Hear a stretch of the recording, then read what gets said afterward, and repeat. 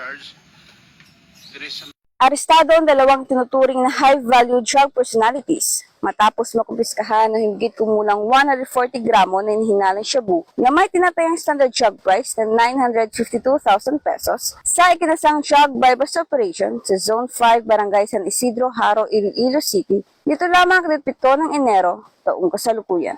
Kinilala ang mga suspect na sina alias Bert, 27 taong gulang, at si alias Cap, 44 na taong gulang, kapwa residente ng Haro, Iloilo City at matagal nang minomonitor ng pulisya bilang mga high-value individual sa illegal na droga. Nasamsam mula sa operasyon ang siyam na heat seal transparent plastic sachet na naglalaman ng hinalang shabu, buy-bust money at ilang pang non-drug items. Isinagawa ang operasyon ng mga tauhan ng City Drug Enforcement Unit sa ilalim ng pamumuno ni Police Captain Roque Jimeno III, Officer in Charge, katuwang ang Regional Intelligence Unit 6 at Station Drug Enforcement Team ng Iloilo City Police Station 3. Sa kasalukuyan, nasa kusidiya na ng Iloilo City Police Station 3 ang mga naarestong suspect at sasampahan ng kasong paglabag sa Republic Act 9165 o ang Comprehensive Dangerous Drugs Act of 2002. Sa patuloy na pagbabantay at maagap na aksyon ng Philippine National Police, nananatiling matatag ang kanilang panata na supuin ang iligal na droga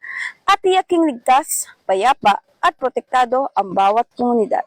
Mula rito sa Western Visayas, ako niyang PNN correspondent, Patrolwoman Ninette Sablot, alagad ng batas tagataguyod ng Balitang Pulis.